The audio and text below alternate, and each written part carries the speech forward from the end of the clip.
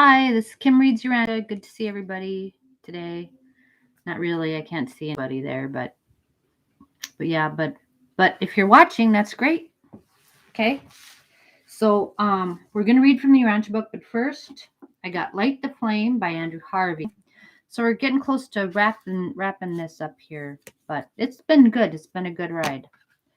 Okay, so today's December 30th.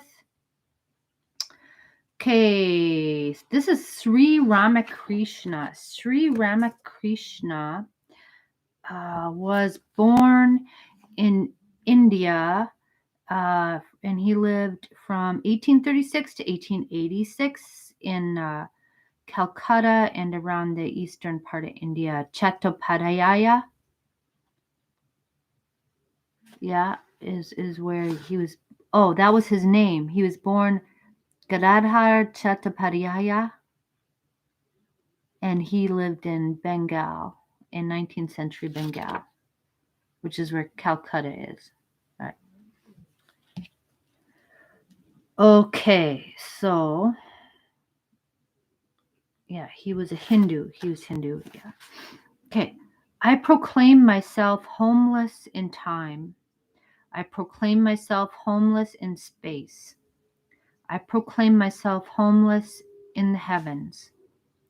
I proclaim myself homeless in all things except in God, eternal, infinite, and silent. Burn me, O fire, until I am no more. Okay, so I'm taking this to mean that I have a home only in God. My home is in God. The idea that, burn me, that's probably physical body, physical nature. Probably that has what that has to do with. I'm not, I take exception to the idea of dissolving the identity. I think this only makes sense because God is the I am. So if we're children of God, we're the made in the image of God, and we have thought adjusters in us that are pieces of God, then I am is forever. I am.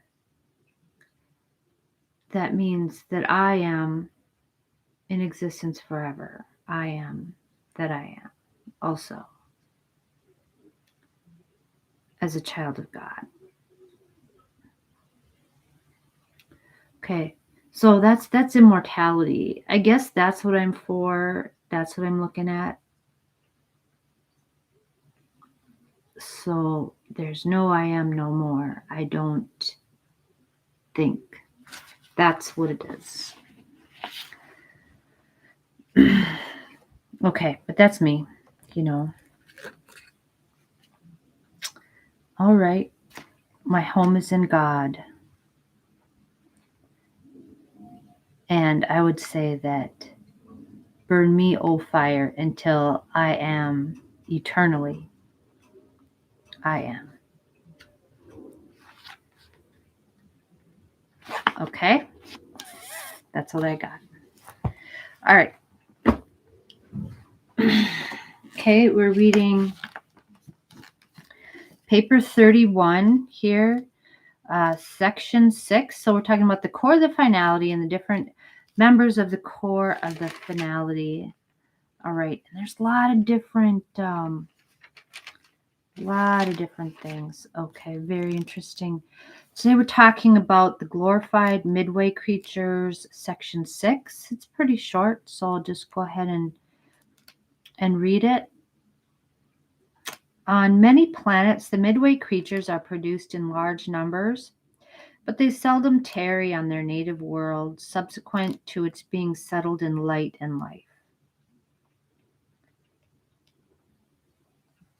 Okay, that's interesting because before I'd had the impression that Midway creatures don't leave there. Well, maybe not. They don't leave there until they're it's settled in light and life. They're there because they're the first creatures that are born in association with a world, with a planet.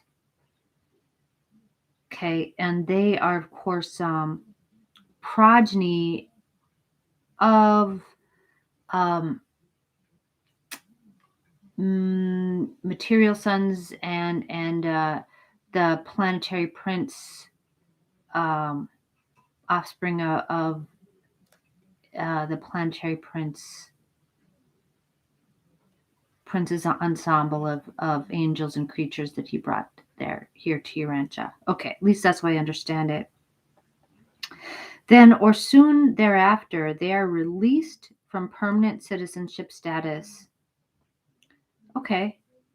And start on the ascension to paradise, passing through the Morantia worlds, the super universe, and Habona, in company with the mortals of time and space.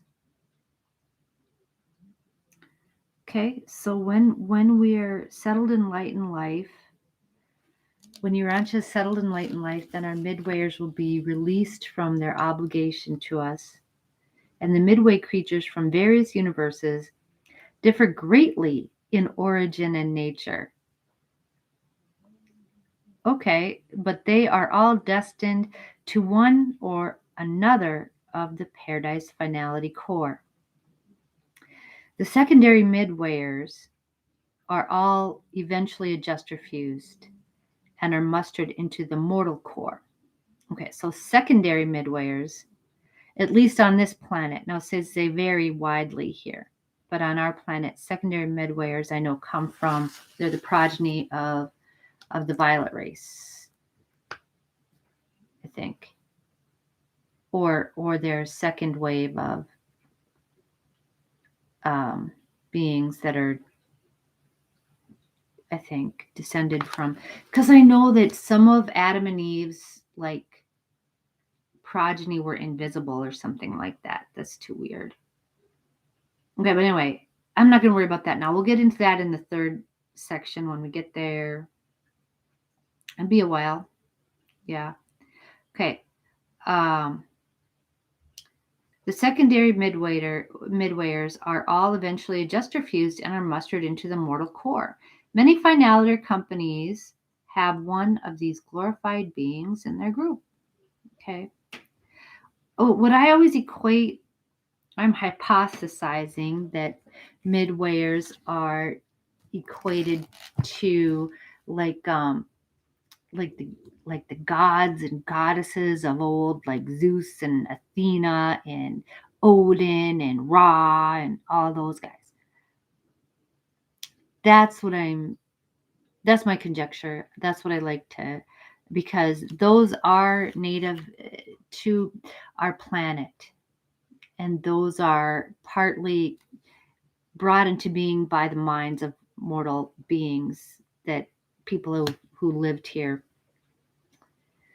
so long ago. But anyway, that's what my feeling is about it.